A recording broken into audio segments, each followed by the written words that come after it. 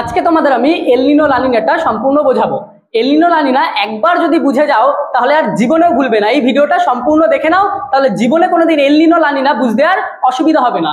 El Niño La Niña আগে একবার বোঝার আগে সম্পূর্ণরূপে দেখে নাও এলনিনো লানিনা কি। এলনিনো, এই এলনিনো কথার অর্থ হলো ছোট্ট যিশু। এলনিনো কথার অর্থ কি? ছোট্ট যিশু। এই এলনিনো শব্দটা নেওয়া হয়েছে স্প্যানিশ শব্দ থেকে।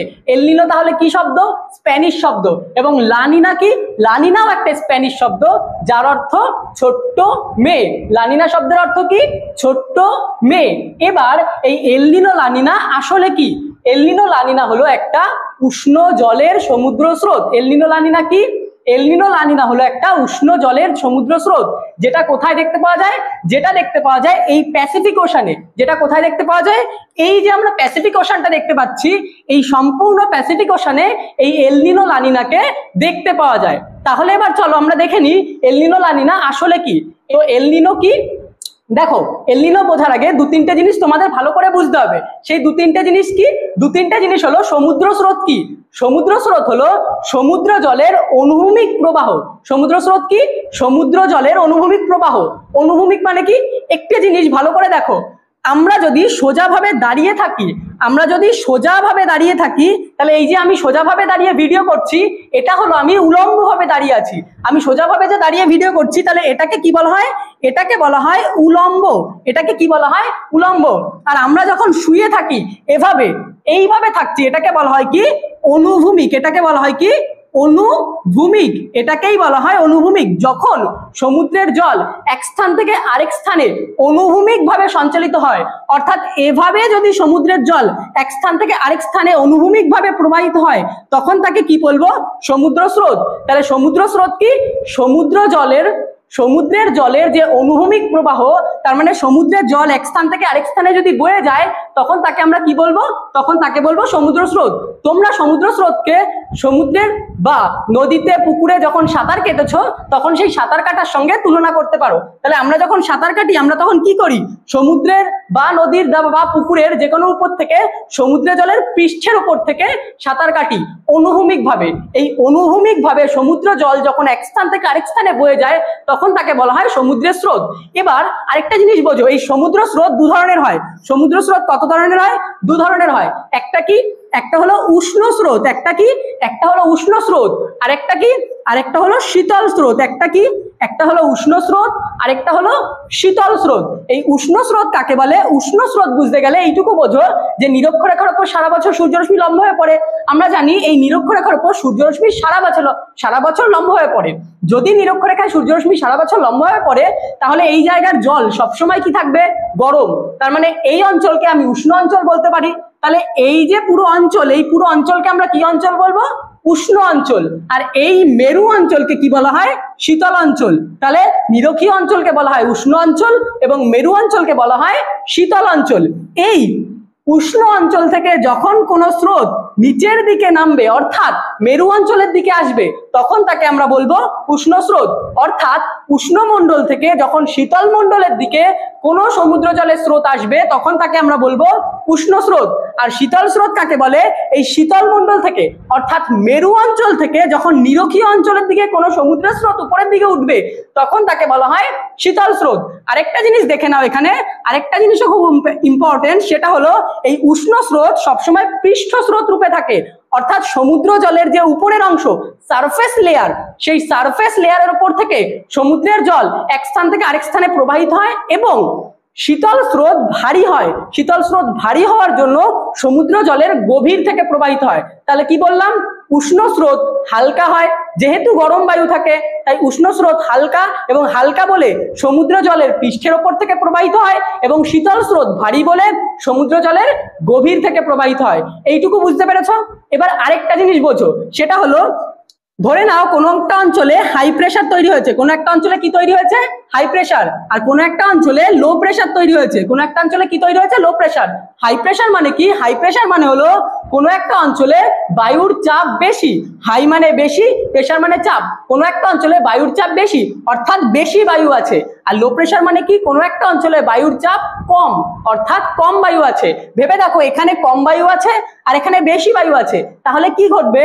তাহলে আমরা দেখতে পাবো যে এই বেশির থেকে কমের দিকে একটা বায়ু প্রবাহিত হবে, বেশির থেকে কমের দিকে একটা বায়ু প্রবাহিত হবে।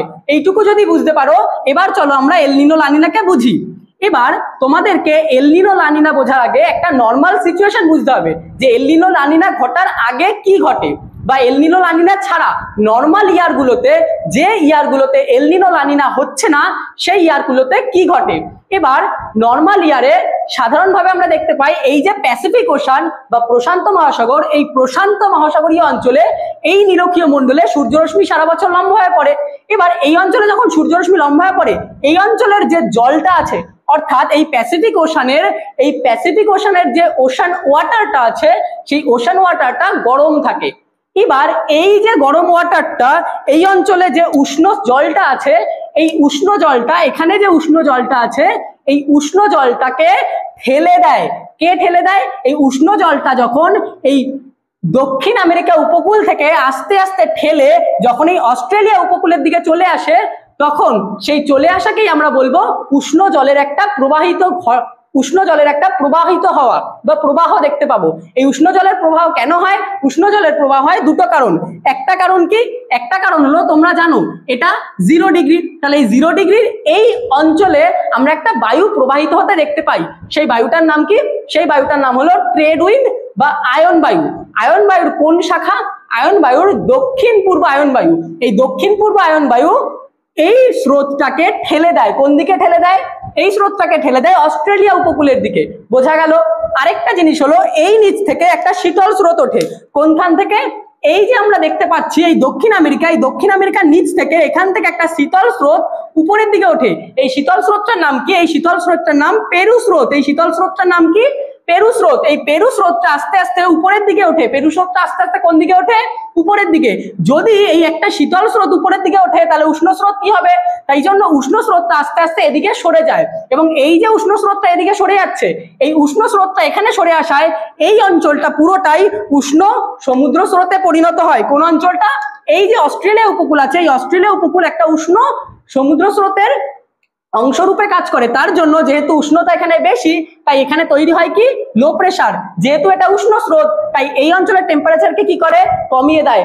এই অঞ্চলের টেম্পারেচারকে কি করে? বাড়িয়ে দেয়। তাহলে এটা উষ্ণ স্রোত হয়, এই অঞ্চলের টেম্পারেচারকে কি করেছে? বাড়িয়ে দিয়েছে। আর টেম্পারেচার যদি বেড়ে যায় তাহলে চাপ কি হবে? কমে যাবে। একদম ঠিক, টেম্পারেচার যদি বেড়ে যায় তাহলে চাপ কি হবে? কমে যাবে। আর চাপ কমে যাওয়ার জন্য এখানে সমস্ত বায়ু আস্তে আস্তে উপরের দিকে ওঠে, এবং বায়ু উপরের দিকে উঠে ঘনীভূত হয় এখানে, এবং ঘনীভূত হয়ে এই অঞ্চলে প্রচুর পরিমাণে বৃষ্টি হয় এবং এখানে খরার সৃষ্টি হয়। এই জন্যই তোমরা দেখতে পাও যে এই অঞ্চলটায় আটাকামা মরুভূমি তৈরি হয়েছে। তাহলে আটাকামা মরুভূমি কেন তৈরি হয়েছে? কেননা সমস্ত বৃষ্টিপাত তো অস্ট্রেলিয়া উপকূলের হয়। তাহলে এই যে দক্ষিণ আমেরিকার এই অঞ্চলে কি বৃষ্টিপাত হয়? হয় না। তার জন্যই এই অঞ্চলে বৃষ্টিপাত না হওয়ার জন্য আমরা এখানে দেখতে পাই আটাকামা মরুভূমি। এটা হলো একটা নর্মাল সিচুয়েশন। তাহলে এল নিনো কি? চলো এবার এল নিনোকে বুঝে নেওয়া যাক। তাহলে আমরা এখন কি বুঝবো? এল নিনো। চলো আমরা এল নিনোকে বুঝে নিই। এল নিনো কি? এল নিনো আর কিছুই না। এল নিনো হলো কোনো বছর আমরা দেখতে পাই যে এখান থেকে এই যে পেরু বা হাম্বোল্ট স্রোতটা আসছিল, যে স্রোতটা কেমন স্রোত ছিল? শীতল। এই পেরু যেটা শীতল, যেই শীতল হাম্বোল্ট স্রোতটা কোনো বছর কি হয়ে যাচ্ছে? দুর্বল হয়ে যায়। যখন এই পেরু হাম্বোল্ট স্রোত দুর্বল হয়ে যায় এবং তার সাথে এই অঞ্চলে যে ট্রেড উইন্ড ছিল, এই অঞ্চলের সেই ট্রেড উইন্ড অর্থাৎ আয়ন বায়ুও দুর্বল হয়ে যায়। যখন আয়ন বায়ুও দুর্বল হয়ে যায়, তখন আমরা একটু আগেই বললাম যে এই ট্রেড উইন্ড এবং এই শীতল পেরু স্রোত বা হাম্বোল্ট স্রোত, এই শীতল পেরু হাম্বোল্ট স্রোত কি হয়ে গেছে? দুর্বল। যেহেতু এই ট্রেড উইন্ড দুর্বল হয়ে গেছে এবং শীতল পেরু বা হাম্বোল্ট স্রোত দুর্বল হয়ে গেছে, তাই দেখতে পাওয়া যায় যে এই অঞ্চলে যে উষ্ণ জলটা ছিল, সেই উষ্ণ জলটা আস্তে আস্তে এদিকে শিফট করে যায়। উষ্ণ জলটা কোন দিকে শিফট করে যায়? এদিকে। কেন শিফট করে যায়? কারণ একে তো কেউ বাধা দিচ্ছিল না। আমরা এটা দেখছিলাম যে নর্মাল সিচুয়েশন গুলোতে এই শীতল স্রোতটা উপরের দিকে উঠছিল এবং ট্রেড উইন্ডটাকে ধাক্কা মারছিল, আস্তে আস্তে পুশ করছিল, এবং পুশ করতে করতে তাকে কি করলো? এদিকে ঠেলে নিয়ে চলে আসলো। কিন্তু যখন এই শীতল বা ঠান্ডা পেরু স্রোতটা এবং তার সাথে ট্রেড উইন্ডও দুর্বল হয়ে গেছে, তখন তাহলে একে কেউ পুশ করতে পারছে না। একে যদি কেউ পুশ করতে না পারে, তখন এই যে উষ্ণ স্রোতটা ছিল, সেই উষ্ণ স্রোতটা এখানে এসে কি হয়, জমা হয়। এবং এই উষ্ণ স্রোতটা যখন এখানে এসে জমা হচ্ছে, তখন এই জায়গায় অর্থাৎ দক্ষিণ আমেরিকার পেরু ও ইকুয়েডর উপকূলের কাছাকাছি অঞ্চলে এখানে তৈরি হয় কি, লো প্রেসার। এখানে কি তৈরি হচ্ছে, লো প্রেসার। কেন লো প্রেসার তৈরি হলো? এই লো প্রেসার তৈরি হওয়ার প্রধান কারণ হলো, আমরা দেখতে পাচ্ছি এখানে উষ্ণ জলের সমুদ্র স্রোত চলে এসছে। উষ্ণ জলের সমুদ্র স্রোত এসছে বলে টেম্পারেচার বেড়ে গেছে।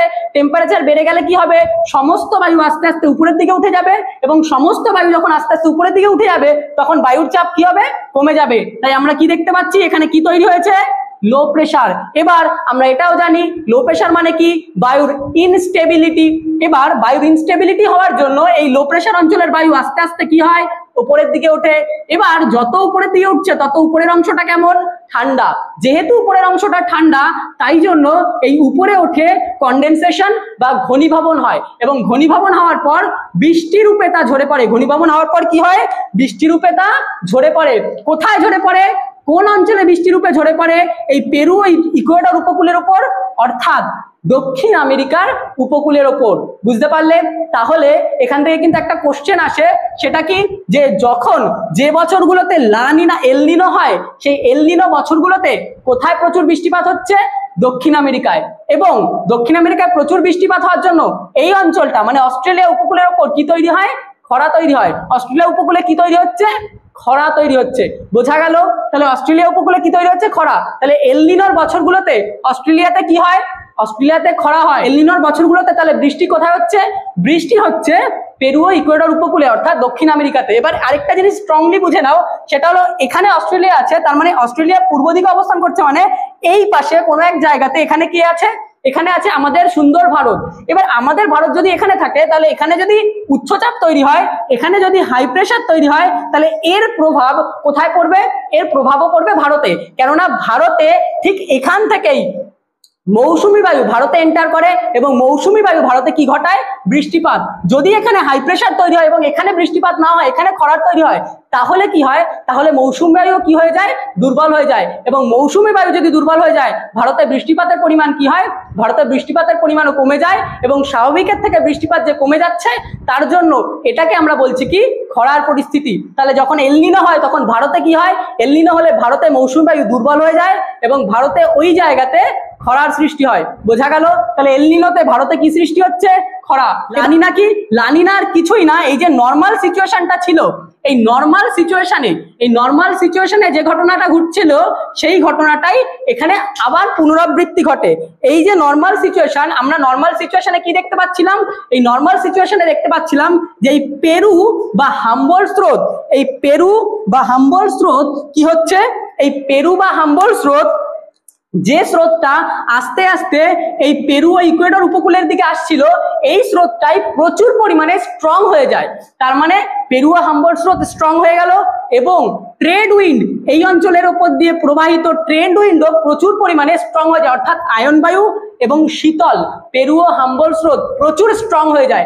এতটাই স্ট্রং হয়ে যায় যে এখানের সমস্ত স্রোতকে, অর্থাৎ উষ্ণ জলটাকে পাঠিয়ে দেয় কোথায়, এই অস্ট্রেলিয়া উপকূলের ওপর। তাহলে উষ্ণ জলটাকে কোথায় শিফট করিয়ে দেয়, এই আয়ন বায়ু এবং পেরু ও হাম্বল স্রোত অস্ট্রেলিয়া উপকূলের ওপর, এবং এই অস্ট্রেলিয়া উপকূলের ওপর তৈরি হয় গভীর নিম্নচাপ, অর্থাৎ লো প্রেসার। এখানে কি তৈরি হয়, লো প্রেসার। এবং এই যে লো প্রেসার তৈরি হয়, এই লো প্রেসারের জন্য বায়ু উপরের দিকে ওঠে, উপরের দিকে উঠে এখানে কি তৈরি হয়, কন্ডেনসেশন হয়, এবং কন্ডেনসেশন হয় প্রচুর বৃষ্টিপাত ঘটে।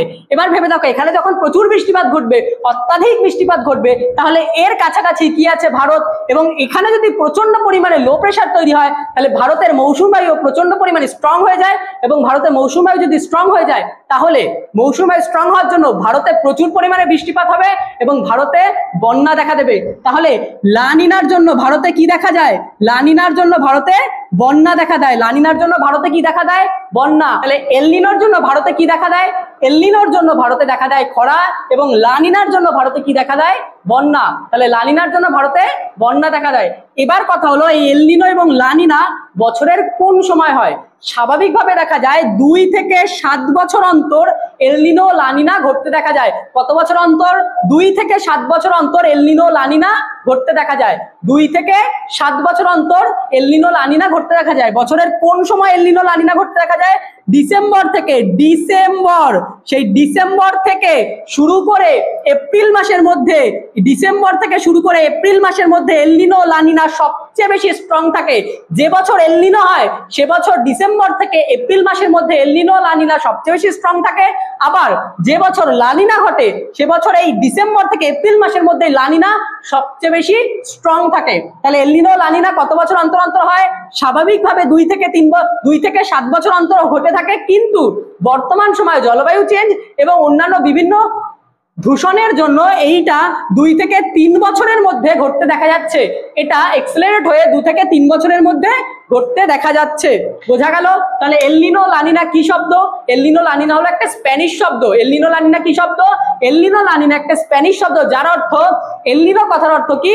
ছোট্ট যিশু। এলনিনো কথার অর্থ ছোট্ট যিশু, এবং লানিনা কথার অর্থ কি? লানিনা কথার অর্থ ছোট্ট বালিকা। এলনিনো কথার অর্থ কি? চাইল্ড ক্রিস্ট। লানিনা কথার অর্থ লিটিল গার্ল। লানিনা কথার অর্থ কি? Little girl. বোঝা গেল? আশা করি এলনিনো লানিনা সম্পর্কে সমস্ত বিস্তারিত তথ্য পেয়ে গেছো।